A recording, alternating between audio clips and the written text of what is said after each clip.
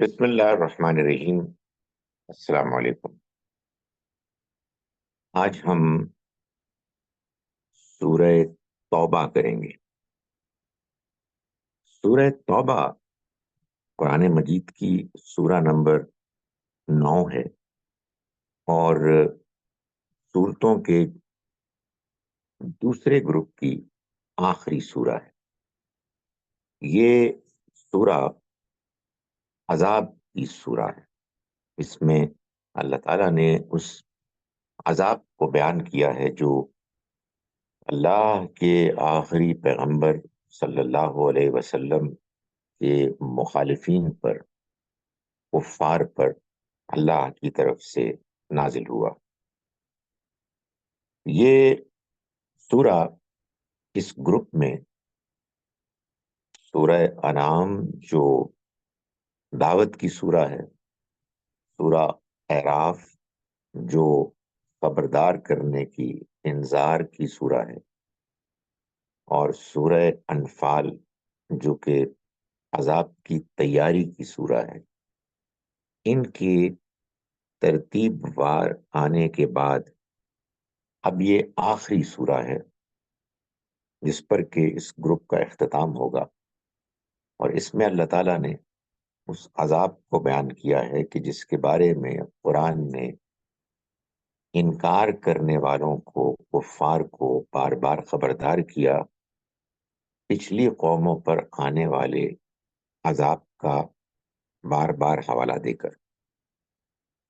اللہ تعالیٰ نے قرآن مجید سے معلوم ہوتا ہے کہ بڑے عذاب سے پہلے، قیامت کے عذاب سے پہلے، یہ بات طے کی کہ وہ اس دنیا میں ان قوموں کو کہ جن کے پاس اس کے رسول پیغام لے کر آئے اور انہوں نے بات آخری حد تک واضح کر دی، ان پر دنیا میں بھی عذاب آئے گا، تاکہ یہ عذاب آخرت کے عذاب اور اس جواب دہی سے پہلے دنیا والوں کے لیے، باقی لوگوں کے لیے ایک گواہی، ایک نشانی بن جائے۔ چنانچہ یہ پیغمبر صلی اللہ علیہ وسلم کی قوم کے عذاب کا بیان ہے جو سورہ توبہ میں ہوا، اور چونکہ یہ عذاب کا بیان ہے اس لیے اس میں بسم اللہ الرحمن الرحیم کو شروع میں نہیں رکھا گیا، کیونکہ بسم اللہ الرحمن الرحیم کے جو قرآن مجید کی بقیہ 113 سورتوں کے آغاز میں آئی ہے آیت، اس کا اس سورہ مبارکہ کے آغاز میں آنا، اس میں اس آیت میں رحمان و رحیم کی صفات کے بیان سے، اس کے مزاج سے مختلف، چنانچہ اس کو omit کر دیا گیا، اور یوں ایک علامتی طور پر بھی یہ بات بیان کر دی گئی کہ اصل میں یہ عذاب کا بیان ہے۔ چنانچہ ہم یہ دیکھتے ہیں کہ اس سورہ مبارکہ میں آغاز ہی ایسے ہوتا ہے کہ اللہ کی طرف سے یہ بات بیان ہوتی ہے کہ براتم من اللہ ورسولہ الی الذین عاہدتم من المشرکین، اللہ اور اس کے رسول کی طرف سے یہ برات ہے ان لوگوں کے معاملے میں کہ جن سے تم نے مشرکین میں سے معاہدے کیے تھے۔ تو یہاں سے یہ بات شروع ہوتی ہے۔ نبی صلی اللہ علیہ وسلم کے مخالفین اصل میں 3 تھے، وہ 3 گروہوں پر مشتمل تھے۔ ایک مشرکین تھے، دوسرے اہل کتاب تھے، اور تیسرے منافقین تھے جو مسلمانوں کی صفوں میں گھس کر انکار کر رہے تھے۔ چنانچہ اس سورہ مبارکہ میں کہ جو عذاب کی سورہ ہے، ان تینوں پر عذاب بیان کیا گیا۔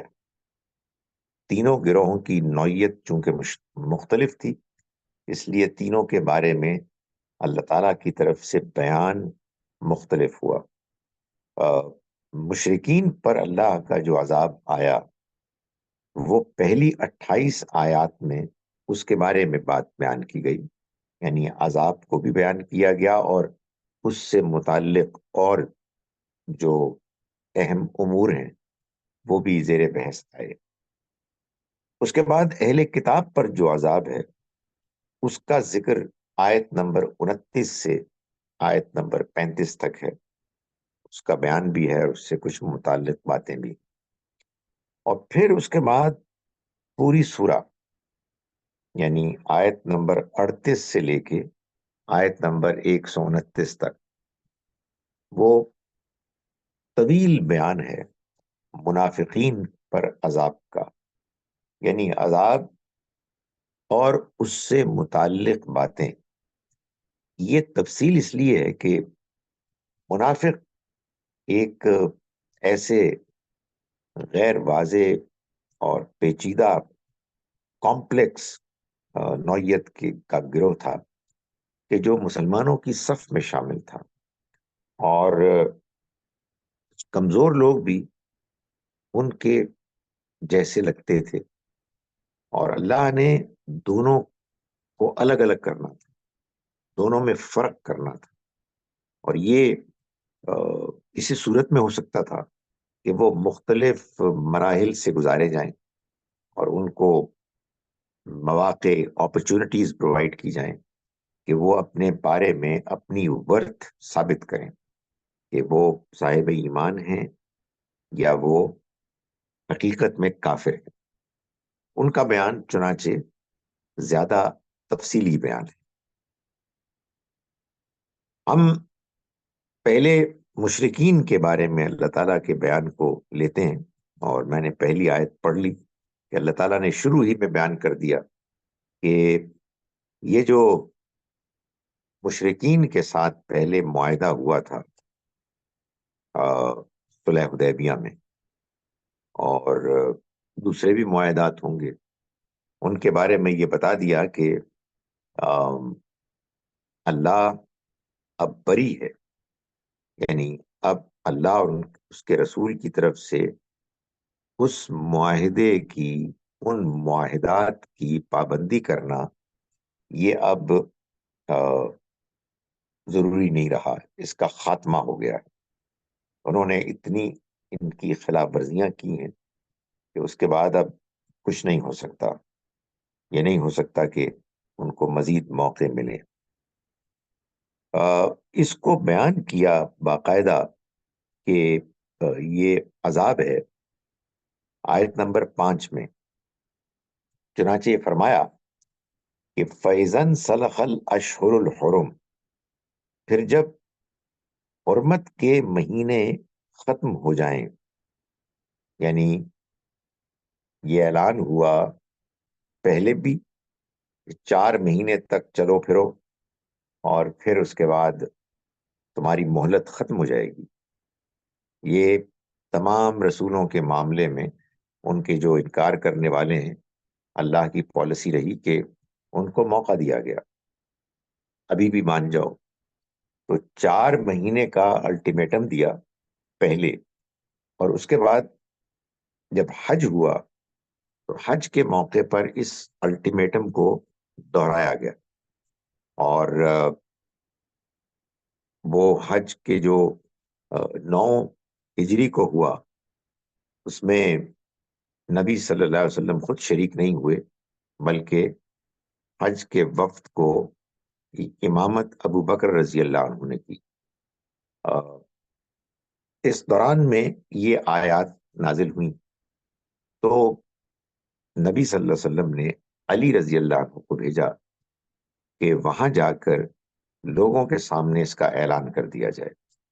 ظاہر ہے کہ ذرائع ابلاغ اس طرح کے تو نہیں تھے جو اب ہیں، تو بات کو پہنچانے کا پورے جزیرہ نما عرب میں ایک ہی طریقہ تھا کہ وہ حج کے موقع پہ میدان عرفات میں اس دن 9 ذوالحج کو اس بات کا اعلان کر دیا جائے۔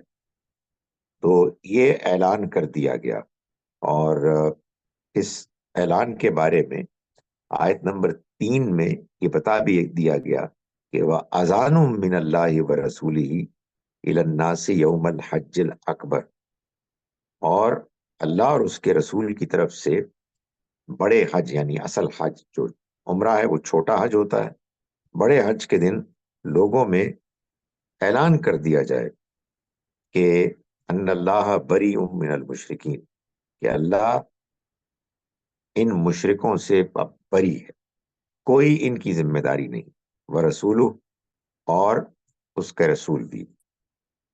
فرمایا کہ فَإِن تُبْتُمْ فَهُوَ خَيْرٌ لَكُمْ، اگر تم توبہ کر لو تو یہ تمہارے لیے بہتر ہے، یعنی اس دوران میں توبہ کرنا تم سے عذاب کو ٹال دے گا۔ وَإِن تَوَلَّيْتُمْ، اور اگر تم نے منہ موڑا، فَاعْلَمُوا، تو جان لو، أَنَّكُمْ غَيْرُ مُعْجِزِ اللَّهِ، کہ تم اللہ کو عاجز نہیں کر سکتے، اللہ کو فرسٹریٹ نہیں کر سکتے، وہ تمہیں پکڑے گا، عذاب دے گا، اور تم بچ نہیں سکو گے۔ فبشر الذین کفروا بعذاب علیم، اور ان انکار کرنے والوں کو ایک دردناک عذاب کی خوشخبری سنا دیں۔ تو یہ آیت نمبر 3 میں تھا، اور آیت نمبر 5 میں پھر اس کی یہ تفصیل بیان کی گئی۔ تو میں گزارش کر رہا تھا کہ یہ جب اعلان ہوا 9 ذو الحج کو، تو فرمایا کہ فَإِذَا انْسَلَخَ الْأَشْهُرُ الْحُرُمُ، پھر جب حرمت والے مہینے گزر جائیں، فَاقْتُلُوا الْمُشْرِكِينَ حَيْثُ وَجَدتُّمُوهُمْ، تو تم ان مشرکوں کو قتل کرو جہاں کہیں بھی پاؤ، وَخُذُوهُمْ وَاحْصُرُوهُمْ وَاقْعُدُوا لَهُمْ كُلَّ مَرْصَدٍ، اور ان کو پکڑو، ان کو گھیرو، اور ہر گھات کی جگہ ان کے تاک میں لہو، یعنی اب ان کا صفایا کرنا۔ یہ میں نے پہلے بھی گزارش کی کہ وہ عذاب تھا کہ جو اللہ کی طرف سے نازل ہوا۔ سورہ انفال میں نے بیان کیا کہ اللہ تعالیٰ نے وضاحت فرمائی، یہ تم نے قتل نہیں کیا بلکہ یہ اللہ نے قتل کیا، تو یہ یہاں حکم دیا جا رہا۔ سو گویا کہ پہلے 4 مہینے کا ذکر کیا گیا کہ تم زمین میں چلو پھرو، 4 اشہر، 4 مہینے، یہ آیت نمبر 2 میں فرمایا گیا۔ اور اس کے بعد اب یہ اعلان جب ہوا تو آپ سمجھیں کہ مزید 50 دن اور ملے ان لوگوں کو کہ جو ابھی مشرک تھے، کیونکہ 9 ذوالحج کے بعد مزید 20 دن ذوالحج کے مہینے کے، اور پھر اس کے بعد محرم کے مہینے کے، تو اس کے بعد یہ کہہ دیا گیا کہ جب یہ ختم ہو جائے مہینے تو پھر ان کو پکڑو اور ان کو قتل کرو، لیکن ان کے بچنے کا طریقہ ایک ہے، اور وہ یہ ہے کہ یہ مسلمان ہو جائیں، ایمان لے آئیں، یعنی سرکاری طور پر جو ایمان لانے کا طریقہ ہے فارمل، اس کو پورا کریں۔ اور وہ کیا ہے؟ فَإِن تابو، پھر اگر وہ توبہ کریں، وَأَقَامُوا الصَّلَاةَ، اور نماز کا اہتمام کریں، وَآتَوُا الزَّکَاةَ، اور زکوٰۃ ادا کریں، فَخَلُّوا سَبِیلَهُمْ، تو تم ان کا راستہ چھوڑ دو، یعنی پھر یہ عذاب سے بچ گئے۔ ان کے لیے عذاب سے بچنے کا ایک ہی طریقہ ہے، اور وہ یہ ہے کہ یہ مسلمان ہو جائیں۔ اور مسلمان ہونے کا مطلب کیا ہے؟ کہ وہ توبہ کریں، نماز ادا کریں، زکوٰۃ دیں۔ یہ منیمم ریکوائرمنٹ ہے کسی کی مسلمان ہونے کی۔ فرمایا کہ فخلو سبیلہم، اگر وہ یہ کریں تو ان کا راستہ چھوڑ دو۔ ان اللہ غفور الرحیم، اللہ مغفرت کرنے والا، رحم کرنے والا۔ اس کے بعد اگلی آیت میں یہ بات واضح کر دی کہ یہ عذاب ان پہ اس لیے ہے کہ ان کو بات آخری حد تک معلوم ہو چکی ہے، یہ اللہ کا پیغام ہے، اور اللہ کے پیغام کے آخری حد تک واضح ہو کر سامنے آنے کے بعد جو شخص ایمان نہیں لاتا وہ مجرم ہوتا ہے۔ مجرم ہوتا ہے سے مراد یہ ہے کہ وہ اخلاقی طور پر گرا ہوا ہوتا ہے، تبھی اس کو ایمان لانے کی توفیق نہیں ملتی۔ یہ بات قرآن میں بہت واضح۔ ایک اچھا انسان اخلاقی طور پر، ایک اعلیٰ انسان جس کا کردار اچھا ہے، جو سچا ہے، یہ نہیں ہو سکتا کہ اس کے سامنے اللہ کا پیغام اپنی بہترین شکل میں آئے اور وہ انکار کر دے۔ اور ایک گھٹیا انسان، جھوٹا، دغا باز، ظلم کرنے والا، یہ نہیں ہو سکتا کہ وہ ایمان لائے۔ اور دنیا میں اللہ تعالیٰ اپنے پیغمبروں کو بھیج کر اور اچھوں اور بروں کو الگ کر کے، بروں کو سزا دے کے، اچھوں کو بچا کر، سرخرو کر کے، اس بات کی گواہی پیش کرتے رہے ہیں کہ یہی معاملہ ایک بڑے اسکیل پر پوری انسانیت کے ساتھ قیامت کے روز ہو جائے گا۔ تو آیت نمبر 6 میں چنانچہ اللہ تعالیٰ نے فرمایا کہ وَإِنْ أَحَدٌ مِّنَ الْمُشْرِكِينَ اسْتَجَارَكَ، پھر اگر مشرکوں میں سے کوئی تم سے پناہ مانگے، امان کا طالب بنے، یعنی کہ مجھے سیکیورٹی پرووائڈ کی جائے، فَأَجِرْهُ، تو اس کو امان دے دو، یعنی اس کو نہ مارو، حتیٰ یسمع کلام اللہ، جب تک کہ وہ اللہ کا کلام نہ سن لے، ثم ابلغہ مامنا، پھر اس کلام کو، قرآن کو سنانے کے بعد اس کو کسی امن کی جگہ پر چھوڑ دو، یعنی وہ اس سزا میں شامل نہیں ہوگا۔ کیوں؟ ذالک بانہم قوم لا یعلمون، اس لیے کہ یہ وہ لوگ ہیں کہ جنہیں ابھی علم ہی نہیں، ان باتوں کا علم ہی نہیں پہنچا، یعنی جن لوگوں کو بات پہنچ گئی، ان کو بات سمجھ میں آ گئی، اس کے باوجود وہ ضد اور دھرمی تکبر کے ساتھ انکار کرتے رہے، ان کے لیے مزید کوئی مہلت نہیں سوائے اس کے کہ جو ان کو ڈیوریشن دی گئی تھی شروع میں 4 مہینے کی، اور اس اعلان کے بعد 9 ذوالحج کو میدان عرفات میں مزید 50 دن کی وہ مہلت ہے کہ جس میں اگر وہ ایمان لے آتے، مسلمان ہو جاتے تو بچ جاتے۔ لیکن اس میں ایکسیپشن ہے ان لوگوں کی جن کو پتہ ہی لگا۔ ظاہر ہے کہ مینز آف کمیونیکیشن ایسے تو نہیں تھے کہ بات ہر طرف پھیل جاتی، تو وہ اگر آ کے اپنی یہ پلی لے کے آتے کہ جی ہمیں پلیز اس سے رخصت دیجیے، اس لیے کہ ہمیں تو معلوم ہی نہیں ہے، تو پھر ان کو پہلے بتایا جائے گا، پھر ان کو چھوڑ دیا جائے گا کہ وہ اپنے بارے میں فیصلہ کریں۔ اس کے بعد آئیں جناب، یہ واضح کیا گیا آیت نمبر 14 میں کہ یہ جو کچھ اللہ کی طرف سے حکم دیا جا رہا ہے کہ ان کو قتل کرو جہاں کہیں بھی تم ان کو پاؤ، یہ کیا ہے؟ فرمایا قاتلوہم، تم ان سے لڑو، یعذبہم اللہ بایدیکم، اللہ ان کو عذاب دے گا، سزا دے گا تمہارے ہاتھوں سے، یعنی یہ جو کچھ ان کے ساتھ کیا جا رہا ہے یہ اصل میں اللہ کا عذاب ہے، یہ عذاب وہ دے رہا ہے اے مسلمانوں تمہارے ہاتھوں سے۔ میں نے کل بھی یہ بات کہی تھی کہ یہ وہ حقیقت ہے کہ جس کو اچھی طرح سے سمجھ لینا چاہیے۔ اس کے نہ سمجھنے کی وجہ سے آپ اندازہ کیجئے کہ نتیجہ یہ نکلا ہے کہ بہت سے مسلمان یہ سمجھتے ہیں کہ یہ آج بھی ایسا ہی حکم ہے۔ نہیں، یہ کبھی بھی ایسا حکم نہیں تھا سوائے اللہ کے پیغمبر صلی اللہ علیہ وسلم کی موجودگی میں اور اس کے بعد ان کے صحابہ میں۔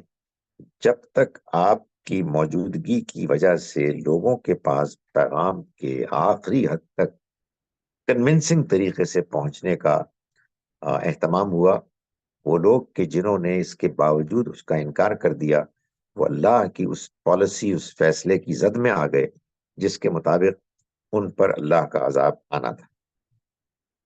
یہ بات بیان ہو جانے کے بعد پھر اگلی بات وہ ہے کہ جو اہل کتاب کا عذاب ہے، جو آیت نمبر 29 میں بیان کیا گیا، یعنی پہلے 28 آیات میں اللہ تعالیٰ نے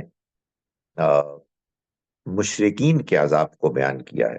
اس میں یہ آیت بھی لے لیں، آیت نمبر 28 جو آخری آیت ہے مشرکین کے عذاب کے ضمن کی، اس میں فرمایا یا ایھا الذین آمنوا انما المشرکون نجس، ایمان والو یہ مشرک اب بالکل ناپاک ہیں، فلا یقربوا المسجد الحرام بعد عامہم ھذا، چنانچہ یہ محترم مسجد کے قریب نہ آئیں اس سال کے بعد۔ یہ ایک لوگوں کے نزدیک دلیل بنی کہ وہ غیر مسلموں کو مکے مدینے میں داخل نہ ہونے دیں، لیکن یہ بات کمزور لگتی ہے، اس لیے کہ یہ تو اصل میں ان لوگوں کے بارے میں کہا جا رہا ہے کہ جو مشرک تھے اور اللہ کے پیغمبر کی دعوت کے باوجود مشرک رہے اور یوں اللہ کے عذاب کے مستحق بن گئے۔ اب کے دور کے لوگ تو وہ ہیں کہ جن کو ابھی ہمیں بات پہنچانی ہے، اور اللہ کے دین کے پہنچانے اور اس کی دعوت کے مؤثر طریقے سے ان کو کمیونیکیٹ کرنے کی بہترین شکل یہ ہے کہ وہ اللہ کے گھر اور مسجد نبی میں کسی ایسے طریقے سے لے جائے جائیں کہ جس کے بعد وہ دیکھیں، مشاہدہ کریں کہ اللہ کی عبادت اللہ کے گھر میں کیسے ہو رہی ہے۔ میں اس وقت سعودی عربین گورنمنٹ کی پالیسی جو لیٹسٹ ہے اس کی تائید نہیں کر رہا، اس میں مجھے اعتراض یہ ہے کہ ان کو اگر یہ کرنا تھا کہ وہ نان مسلمز کو وہاں لے جاتے تو پہلے یہ واضح کرنا چاہیے تھا کہ ہم نے اس سے پہلے جو پالیسی اختیار کی یا اس ملک میں یہ پالیسی رہی اس کی وجہ یہ اوپینین تھی، لیکن اب یہ واضح ہو گیا ہے کہ یہ اوپینین ٹھیک نہیں تھی، ہم اس بنیاد پر کر رہے ہیں، تو تب تو اصل میں یہ قرآن کی روشنی میں سب کچھ ہوا۔ لیکن اگر یہ محض اپنے آپ کو ماڈرن بنانے کے شوق میں اور معاشی مقاصد کو حاصل کرنے کے لیے ہو رہا ہے تو پھر یہ افسوسناک بات ہے۔ یعنی اللہ کے دین کے معاملے میں اللہ کی کتاب ہی کی روشنی میں فیصلہ ہونا چاہیے۔ اس کے بعد آیت نمبر 29 میں گزارش کر رہا ہوں کہ اہل کتاب پر جو عذاب ہے اس کو بیان کیا گیا، چنانچہ فرمایا گیا کہ قاتل الذین لا یؤمنون باللہ ولا بالیوم الآخر، لڑو ان لوگوں سے کہ جو نہ ایمان رکھتے ہیں اللہ پر نہ آخرت کے دن پر، ولا یحرمون ما حرم اللہ ورسولہ، اور نہ وہ حرام کرتے ہیں اس کو کہ جو اللہ اور اس کے رسول نے حرام کیا، ولا یدینون دین الحق، اور وہ دین حق کو اختیار نہیں کرتے، اس کی پیروی نہیں کرتے، من الذین اوتوا الکتاب، ان لوگوں میں سے کہ جو کتاب دیے گئے، تم ان سے لڑو، حتی یعطوا الجزیہ عن ید، یہاں تک کہ وہ جزیہ ادا کریں، عن ید، اپنے ہاتھوں سے، یعنی ماتحت رہ کے، وہم صاغرون، اور جزیہ ادا کریں اپنے ہاتھوں سے، اور وہم صاغرون، چھوٹے بن کر رہیں، چھوٹے بن کر رہیں یعنی مطلب یہ کہ وہ سیکنڈ ریٹ سٹیزنز بن کے رہیں، یہی ان کا عذاب ہے۔ ان کو مشرکین کی طرح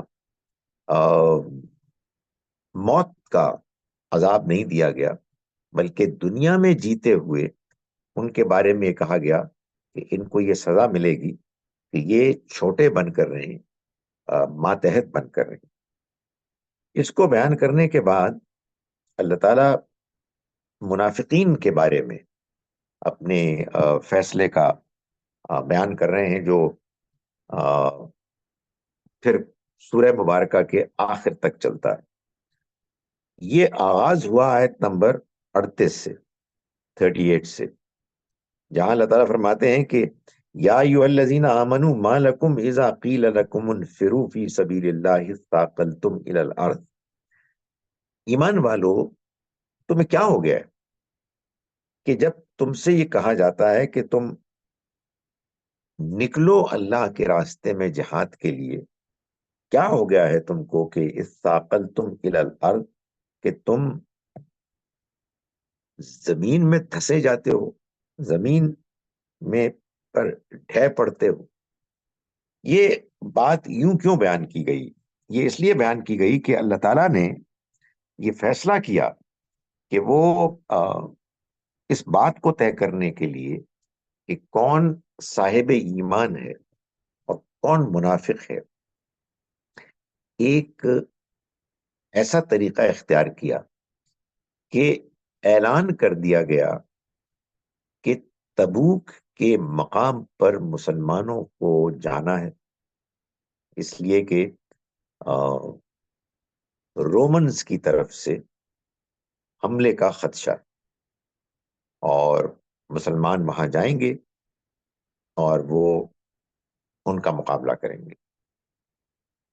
اب یہ ایک طویل فاصلہ تھا، 500 میل سے بھی شاید زیادہ، اور اس میں ظاہر ہے کہ اونٹ پر، گھوڑوں پر اور جو سواریاں تھیں اس پر جانا تھا۔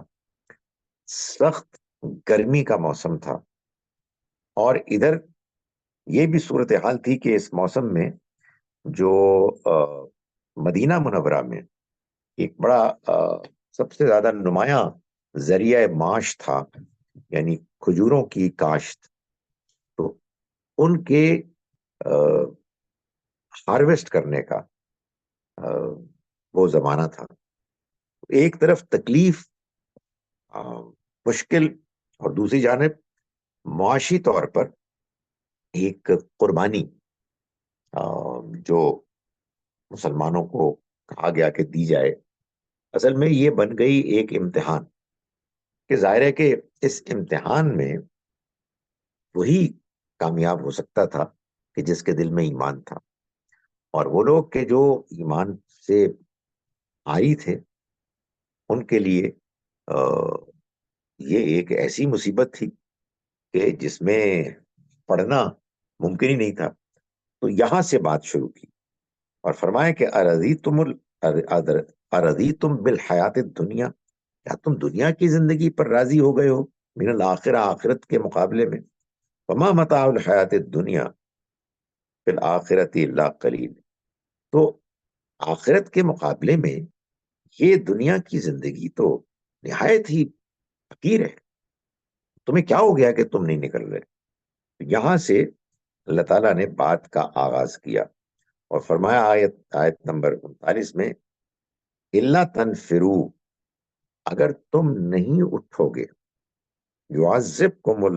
یعذبکم عذابا علیما، تو وہ تم کو ایک دردناک عذاب دے گا، وَيَسْتَبْدِلْ قَوْمًا غَيْرَكُمْ، اور تمہاری جگہ پر وہ دوسری قوم لے آئے گا، وَلَا تَضُرُّوهُ شَيْئًا، اور تم اس کا کچھ نقصان نہیں کر سکو گے، وَاللَّهُ عَلَى كُلِّ شَيْءٍ قَدِيرٌ، اور اللہ ہر چیز پر قدرت رکھتا ہے۔ یعنی مطلب یہ ہے کہ اب تم کو اس امتحان میں پڑھنا ہے اور اس میں پورا اترنا ہے، یہی وہ چیز ہے کہ جو تمہیں بچا سکتی ہے۔ تو یہ منافقوں کو اہل ایمان سے الگ کرنے کا اللہ تعالیٰ کا طریقہ تھا۔ اس کے بعد اللہ تعالیٰ نے وہ بات بیان فرمائی کہ جس میں یہ جو سکیم تھی، معلوم ہوتا ہے کہ اللہ کی سکیم تھی، اور اللہ تعالیٰ نے اس کو قرآن مجید کے ذریعے سے آیات میں بیان کیا۔ نبی صلی اللہ علیہ وسلم اس ظاہر سارے پروسیس میں انوالو تھے، لیکن آپ بھی اس اللہ کی سکیم کو اپنی پوری تفصیل کے ساتھ سمجھ رہے تھے، اور آپ کی ایک طبیعت تھی، آپ کے اندر ایک نرمی تھی، آپ نہایت شفیق انسان تھے. تو ایسا ہوا کہ یہ اسکیم اس کا اعلان ہوا کہ تمہیں اب نکلنا ہے. ہر ایبل باڈیڈ مسلمان مرد کو کہ جس کے پاس سفر کا بندوبست ہے اس کے لیے نکلنا لازم ہے. ظاہر ہے کہ ہر اس طرح کے فیصلے میں لازم کرنے کے اعلان میں ایکسیپشنز تو ہوتی ہیں نا. مطلب آپ کہیں گے جی کہ آپ کو آج اسکول میں، کالج میں، دفتر میں آنا لازم ہے، ہر حالت میں آنا ہے. ظاہر ہے اس میں یہ چیز شامل ہوتی ہے کہ سوائے اس کی کوئی بیمار ہو، کسی کو کوئی ایمرجنسی ہو گئی ہے. تو نبی صلی اللہ علیہ وسلم سے بعض لوگوں نے، کمزور یا منافق لوگوں نے آ کے اجازت مانگی کہ ہمارا یہ مسئلہ ہے، ہمارے یہ مشکل ہو گئی ہے وغیرہ وغیرہ، اور اپنی اس طبیعت کے مطابق کہ جو آپ کے اندر نرمی تھی آپ نے ان کو اجازت دے دی. اس پر آیت نمبر 43 میں 43 میں اللہ تعالیٰ نے فرمایا عفا اللہ عنک، اللہ نے آپ کو معاف کیا. لما اذنت لہم، لیکن یہ آپ نے ان کو اجازت کیوں دی؟ یعنی معاف آپ کو کر دیا، آپ کی نیت بالکل پاک صاف تھی. آپ ظاہر ہے کہ سوائے مثبت جذبے کے، محرک کے آپ کے ہاں کوئی اور چیز نہیں تھی. مگر سوال ہی پیدا ہوتا ہے کہ پیغمبر آپ نے ایسا کیا کیوں؟ حتی یتبین لک الذین صدقوا وتعلم الکاذبین، یہاں تک کہ جو سچے تھے وہ بھی آپ پر ظاہر ہو جاتے اور جھوٹوں کو بھی آپ جان لیتے. تو یہ تو امتحان میں ڈالا ہی ہم نے اس لیے تھا کہ یہ بات واضح ہو جائے. سو پیغمبر صلی اللہ علیہ وسلم کو بھی ظاہر ہے اس آیت کے بعد یہ بات اس طرح سے واضح ہوئی کہ اس میں کوئی ایکسیپشن نہیں. اس کے بعد آئیے جناب آیت نمبر 55، جس میں اللہ تعالیٰ یہ فرما رہے ہیں کہ یہ جو منافقین کا عذاب ہے، ظاہر ہے اس عذاب کی ایک شکل تو یہ تھی کہ وہ ایکسپوز ہو جائیں، لیکن عذاب ہی کی ایک اور نوعیت اللہ تعالیٰ نے بیان فرمائی آیت نمبر 55 میں کہ فَلَا تُعْجِبْكَ أَمْوَالُهُمْ وَلَا أَوْلَادُهُمْ. دیکھو تمہیں ان کے مال اور ان کی اولاد متاثر نہ کرے. یعنی ایسا نہ ہو کہ تم یہ کہو کہ دیکھو کتنے لکی لوگ ہیں، مال بھی ہے ان کے پاس، ان کی اولاد بھی ہے.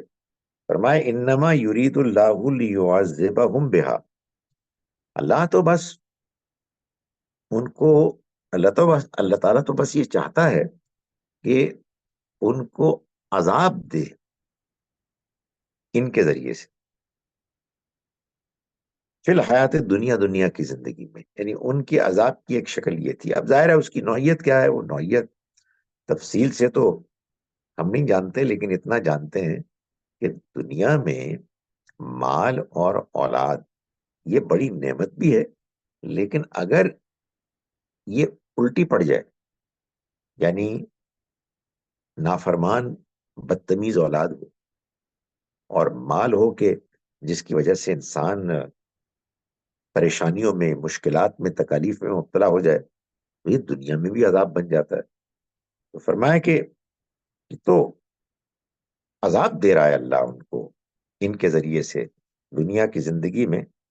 وَتَزْحَقَ أَنفُسُهُمْ وَهُمْ كَافِرُونَ، اور یہ اللہ کا ارادہ ہوا کہ یہ اب ایسا ہے کہ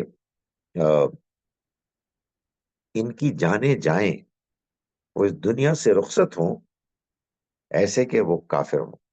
یعنی یہ ان کو مال اور اولاد ملنا یہ اصل میں ان کے کفر میں اضافہ کرنے والی چیز ہے.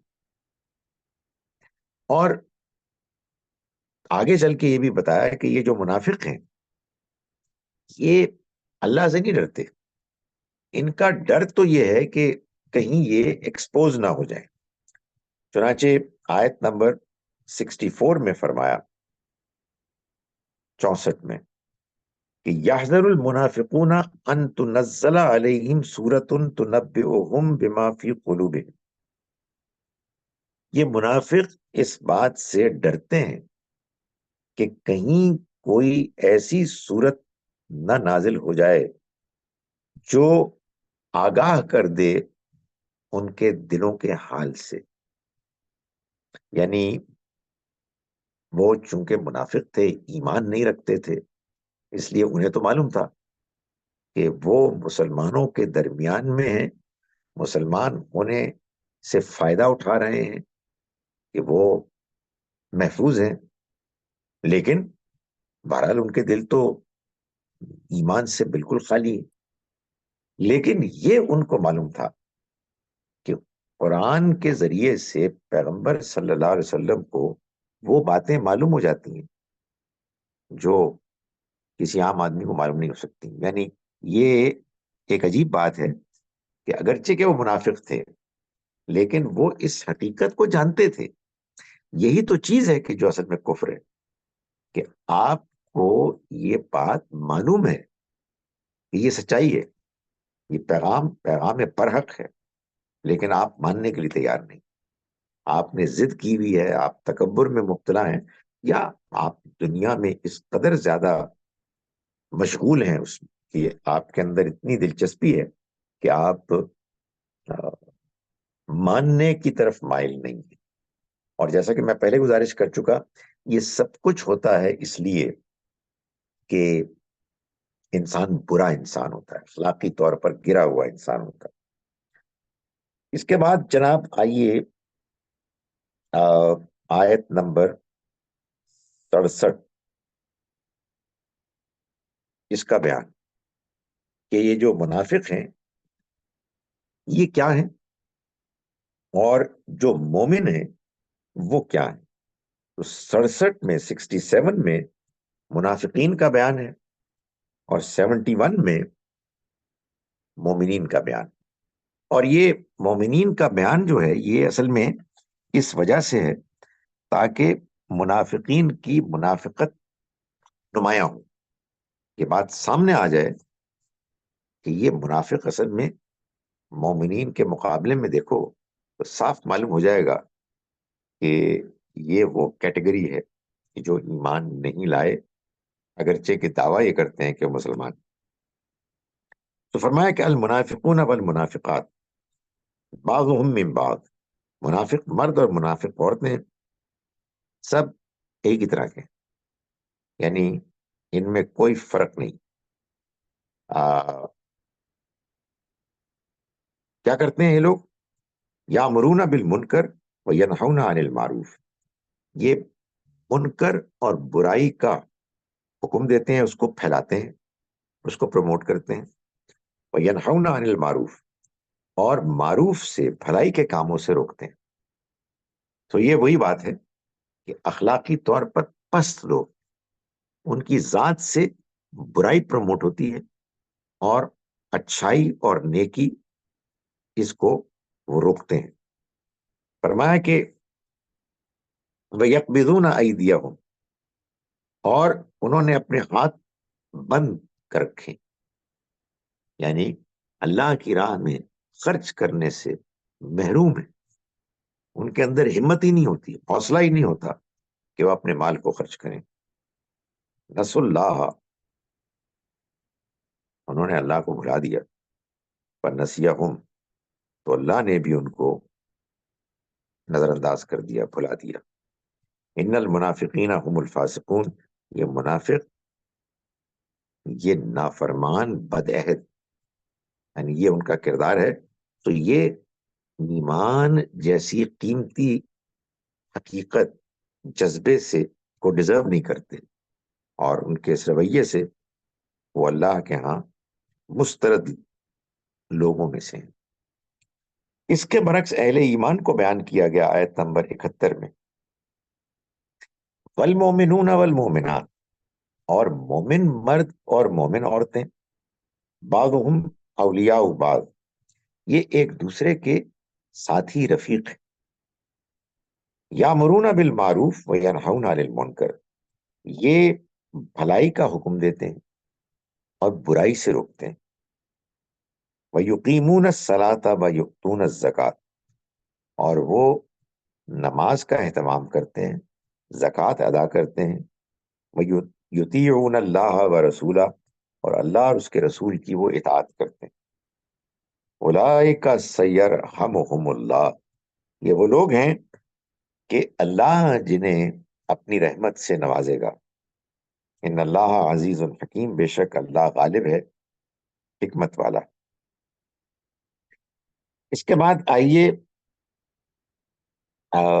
یہ بات دیکھیں جو اللہ تعالیٰ نے بیان فرمائی ہے نبی صلی اللہ علیہ وسلم کو، کہ اب منافقین کے ساتھ کسی قسم کی کوئی رعایت روا نہیں رکھی جائے گی. فرمایا کہ یا ایھا النبی، اے پیغمبر، جاہد الکفار والمنافقین، آپ منافقوں سے اور کافروں سے اور منافقوں سے جہاد کریں. وغلظ علیہم، اور ان کے ساتھ سختی کریں. ومأواہم جہنم، ان کا ٹھکانہ جہنم ہے. وبئس المصیر، اور وہ بہت برا ٹھکانہ ہے. اس میں دو پہلو ہیں. ایک تو یہ کہ یہ بات کی جا رہی ہے کفار اور منافقین سے. ہمارے ہاں بدقسمتی سے لوگ چونکہ تمام غیر مسلموں کو کافر سمجھتے ہیں، اس لیے بہت سے لوگ پھر یہ سمجھتے ہیں کہ ان کے ساتھ صحیح رویہ یہی ہے کہ ان کے سختی کی جائے. میں گزارش کر چکا ہوں کہ دوستی کا بھی پتہ کاٹ دیا لوگوں نے قرآن مجید کی بعض آیات کو ٹھیک طرح سے نہ سمجھنے کی وجہ سے، اور اس سے آگے بڑھ کر اس چیز کو بھی آئیڈیل سمجھا کہ ان کے ساتھ سختی کی جائے. حقیقت واقعہ یہ ہے کہ اللہ تعالیٰ جب یہ فرما رہے ہیں کہ سختی کرو، تو اس کا مطلب یہ ہے کہ نبی صلی اللہ علیہ وسلم نرمی کرتے تھے. آپ کا مزاج، آپ کا طریقہ نرمی کا طریقہ تھا، اور اللہ کو یہی طریقہ پسند تھا. اللہ نے اسی کو پروموٹ کیا، اس کی حوصلہ افزائی کی. مگر جب بات آخری حد تک پہنچ جائے، یہ سب پیغمبر صلی اللہ علیہ وسلم کی سرگزشتے انذار ہے نا، تو آپ کے انذار کا وہ مشن جب کلائمیکس کو پہنچ گیا تو اس پر کہا گیا کہ اب ان کے ساتھ کوئی رعایت نہیں ہو سکتی. یہ وہی بات ہے جو عام طور پر لوگ کہتے ہیں جی کہ کیا ہم غیر مسلموں کے لیے دعا کر سکتے ہیں، کیا ان کے مرنے پر دعا کر سکتے ہیں؟ بھائی کیوں نہیں کر سکتے؟ یہی پیغمبر صلی اللہ علیہ وسلم کا طریقہ تھا، سوائے اس کے، یعنی نرمی کا طریقہ، سوائے اس کے کہ جب بات آخری حد تک پہنچ گئی اس کے بعد ظاہر ہے کہ ان کے بارے میں نرمی کا رویہ اختیار کرنے کا مطلب یہ ہے کہ اللہ کے فیصلے کے ساتھ آپ کھڑے نہیں، اور آپ اس فیصلے کی مخالفت کر رہے ہیں. اللہ فیصلہ کرتا ہے آخری حد تک انصاف کی بنیاد پر. یہ لوگ اب اللہ کی رحمت کے مستحق نہیں ہیں. یہی وہ بات ہے کہ جو ہمارے دور حاضر میں ایک غلط فہمی ہے جو بہت مشہور ہو گئی.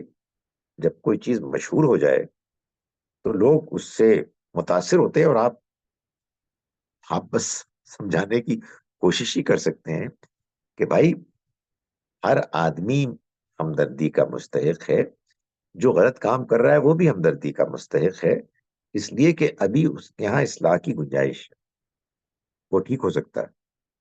لیکن ایک آدمی طے کیے ہوئے کہ مجھے ٹھیک نہیں ہونا، تو پھر اس کے بعد سختی ہو، یعنی درگزر کرنا، نظر انداز کرنا بہت اچھی چیز ہے، لیکن بہرحال ایک خاص حد تک.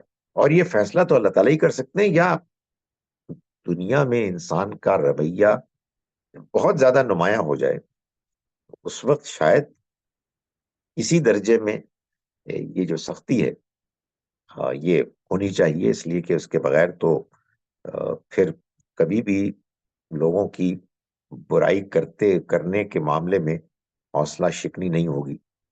یہ تو ضروری فرمایا کہ آپ سختی کیجئے، وَمَأْوَاهُمْ جہنم، ان کا ٹھکانہ جہنم ہے، وَبِئْسَ الْمَصِيرُ، اور وہ بہت برا ٹھکانہ ہے۔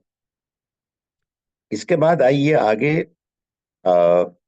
آیت نمبر 80 میں یہ فرمایا گیا کہ یہ جو لوگ ہیں منافق، ان کے لیے کوئی معافی نہیں ہے، یعنی یہ اس حد کو پار کر چکے ہیں کہ جس حد کے پار کرنے کے بعد اب انسان اللہ کی طرف سے کسی رعایت کا مستحق نہیں رہتا۔ فرمایا آیت نمبر 80 میں، استغفر لہم او لا تستغفر لہم، آپ ان کے لیے اللہ سے معافی مانگیں یا آپ معافی نہ مانگیں، اس سے کوئی فرق نہیں پڑتا۔ ان تستغفر لہم 70 مرہ، آپ اگر معافی مانگیں ان کے لیے 70 بار بھی، فلن یغفر اللہ لہم، تو اللہ ہرگز ان کو معاف نہیں کرے گا۔ ذالک بانہم کفروا باللہ ورسولہ، یہ اس لیے ہے کہ انہوں نے اللہ اور اس کے رسول کا انکار کیا۔ واللہ لا یہدی القوم الفاسقین، اور اللہ فاسق لوگوں کو، بدعہدوں کو، نافرمانوں کو ہدایت نہیں دیتا۔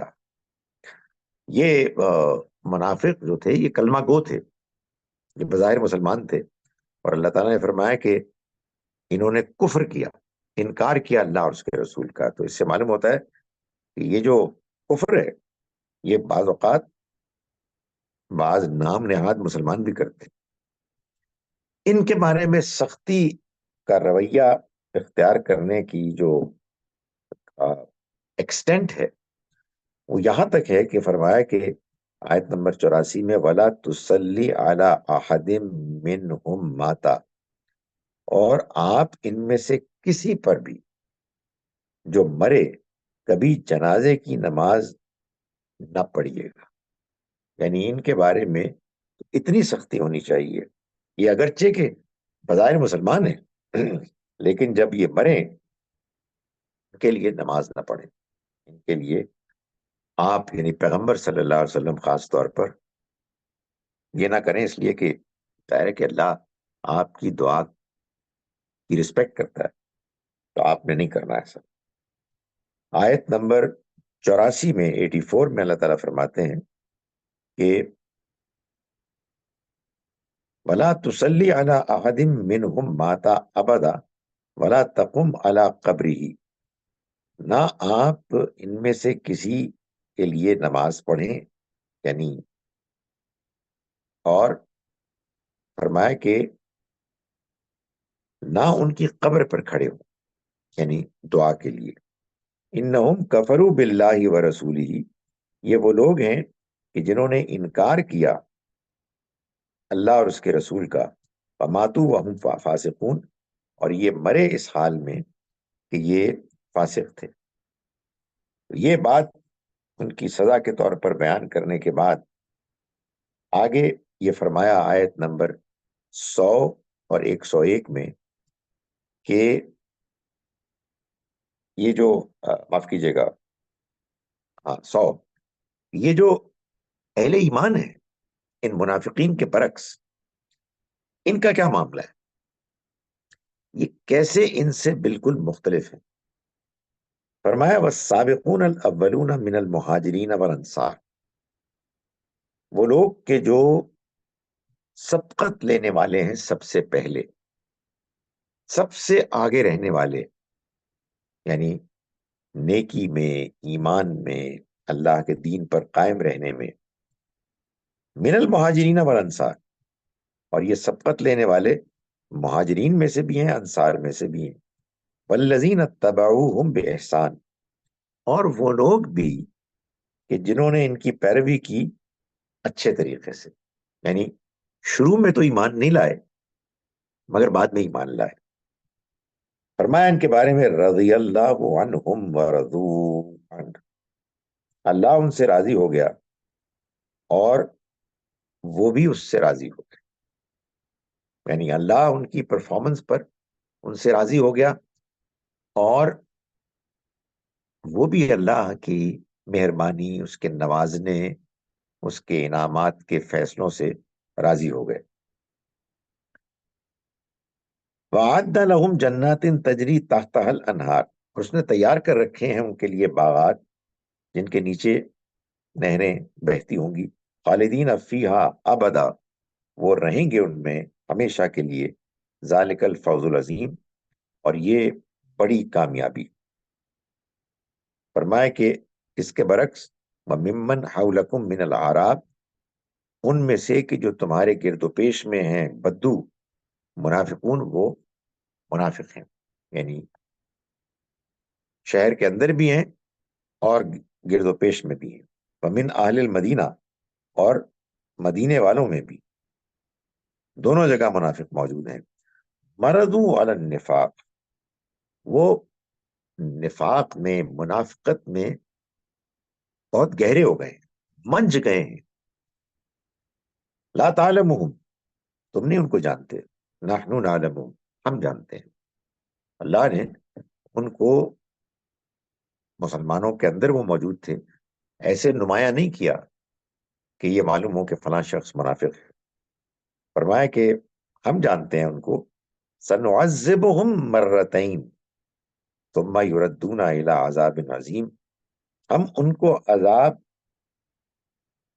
دیں گے 2 مرتبہ، پھر وہ لوٹا دیے جائیں گے ایک بڑے عذاب کی طرف، دھکیل دیے جائیں گے.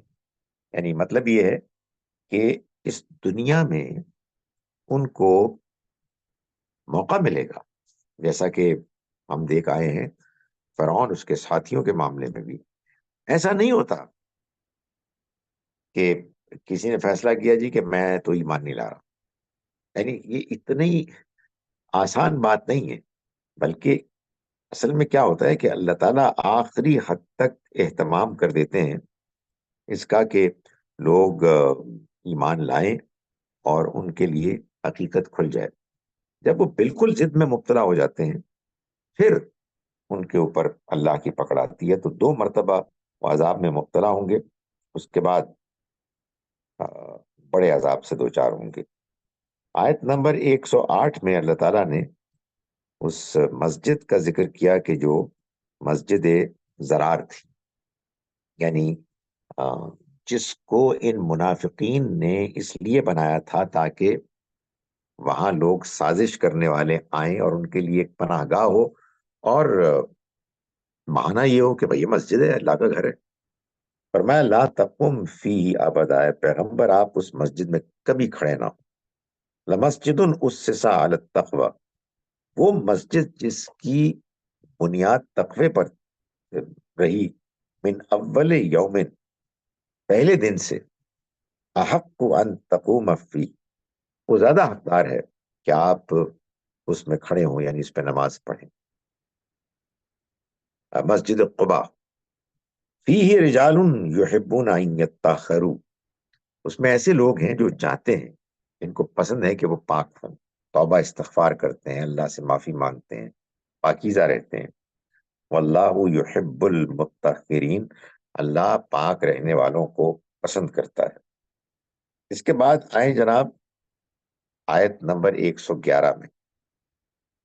اللہ تعالیٰ نے یہ بتایا کہ یہ جو اللہ کی طرف سے عذاب کفار پر آنا تھا، اس کے لیے اس نے اہل ایمان کو چنا، اور ان کو چنا تو ان سے وعدہ کیا کہ اگر وہ اللہ کے اس پروجیکٹ مشن میں شامل رہیں گے تو ان کے لیے کامیابی ہی کامیابی ہے. فرمایا ان اللہ اشترى من المؤمنین انفسهم واموالهم بان لهم الجنہ، بے شک اللہ نے اہل ایمان سے ان کے جان و مال ان کے لیے جنت کے بدلے میں خرید لیے. وہ اللہ کے راستے میں جنگ کرتے ہیں، مارتے بھی ہیں اور مرتے بھی. یہ اللہ کے ذمے ایک سچا وعدہ ہے تورات، انجیل اور قرآن میں، اور اللہ سے بڑھ کر اپنے وعدے کو پورا کرنے والا کون ہو سکتا ہے؟ تو تم اس سودے پر، یعنی اے اہل ایمان، تم اس سودے پر فاستبشروا، تم خوشی مناؤ جو تم نے اس کے ساتھ معاہدہ کیا، سودا کیا. اور یہی بڑی کامیابی ہے۔ انہی لوگوں کے بارے میں بتایا اگلی آیت میں کہ یہ جب جنگ میں ہوتے ہیں تو وہ حال ہوتا ہے جو پہلے بیان کیا گیا، اور عام حالات میں یہ التائبون العابدون الحامدون، یہ توبہ کرتے رہنے والے، عبادت گزار، شکر گزار، ریاض کرنے والے، رکوع سجدہ کرتے رہنے والے، نیکی کا حکم دینے والے اور برائی سے روکنے والے اور اللہ کی حدود کی نگہداشت کرنے والے لوگ ہیں، یہی اصلی مومن ہیں، اور ان مومنوں کو خوشخبری سنا دیں۔ تو یہ بات واضح کر دی گئی۔ اس کے بعد اللہ تعالیٰ نے یہ بتایا کہ یہ جو دنیا کا نظام ہے، اس میں ایسا نہیں ہو سکتا کہ سارے کے سارے لوگ اسکالرز بن جائیں۔ دنیا میں آپ کو ڈاکٹرز بھی چاہیے، انجینئرز بھی چاہیے، اکاؤنٹنٹس بھی چاہیے، نہ جانے کیا کیا چاہیے۔ ہر ایک کے لیے اللہ نے اپنے اپنے فیلڈ کے لیے صلاحیت رکھی ہے، تو سب کے سب تو نہیں ہو سکتا کہ نکلیں اور دین کا علم سیکھیں، لیکن بہرحال اس کا اہتمام تو ہونا چاہیے۔ فرمایا کہ وما کان المؤمنون لینفروا کافہ، اور یہ تو نہ تھا کہ سب ہی مسلمان اٹھتے، یعنی دین کے علم کے حصول کے لیے سارے کے سارے مسلمان نکل کھڑے ہوتے، لیکن فلولا نفر من کل فرقۃ منہم طائفۃ، تو کیوں نہ ایسا ہوا کہ ان کے ہر گروہ میں سے کچھ لوگ نکلتے، لیتفقہوا فی الدین، تاکہ وہ دین میں بصیرت حاصل کرتے، وَلِيُنذِرُوا قَوْمَهُمْ اِذَا رَجَعُوا إِلَيْهِمْ، اور تاکہ وہ آگاہ کرتے اپنی قوم کو جب وہ ان کی طرف لوٹتے، لَعَلَّهُمْ يَحْذَرُونَ، تاکہ وہ بھی احتیاط کرنے والے بنتے۔ تو یہ طریقہ ہے جو اللہ تعالیٰ نے بیان فرمایا کہ اس کو فالو کرنا ضروری ہے، تاکہ دنیا کے کام بھی چلتے رہیں، اور مسلمانوں میں جو اہل علم ہیں، یعنی عالم جو ان کو خبردار کریں، وہ بھی ان کی سپلائی بھی جاری رہے۔ سورہ مبارکہ کا اختتام ہوتا ہے آیت نمبر 128 سے 129 پر، لَقَدْ جَاءَكُمْ رَسُولٌ مِّنْ أَنفُسِكُمْ، اے لوگو تمہارے پاس رسول آ گئے خود تمہارے ہی اندر سے، عزیز علیہ ما عنتم، وہ تمہاری مشکل میں، ہلاکت میں پڑنے پر بہت انہیں تکلیف ہوتی ہے، حریص علیکم، وہ تمہارے ایمان کے بارے میں بہت حریص ہے، بالمومنین رؤوف الرحیم، اور اہل ایمان کے لیے وہ سر تسر شفقت اور رحمت ہے۔ فَإِن تَوَلَّوْا، پھر اگر یہ بروگردانی کریں، یعنی یہ لوگ ایسے پیغمبر کے موجود ہوتے ہوئے روگردانی کریں، منہ موڑیں، فَقُلْ حَسْبِيَ اللَّهُ، تو آپ کہہ دیجئے کہ اللہ میرے لیے کافی ہے۔ یعنی جب تمہارا یہی نصیب ہے تو پھر جاؤ، جو کرنا ہے، میرے لیے اللہ کافی ہے۔ لا الہ الا ہو، اس کے علاوہ کوئی اور معبود نہیں، علیہ توکلت، میں نے اس پر بھروسہ کیا، وہو رب العرش العظیم، اور وہ عظیم عرش کا مالک ہے۔ میں اس پر ایمان لایا ہوں، میں اس پر بھروسہ کرتے ہوئے اپنے معاملات اس کے حوالے کر رہا ہوں۔ جس نے ماننا ہے وہ ماننے کامیاب ہو، نہیں ماننا تو بہرحال وہ اپنے نتائج بھگتے گا۔ اقول قولی ھذا واستغفر اللہ لی ولکم۔ السلام علیکم ورحمۃ اللہ وبرکاتہ۔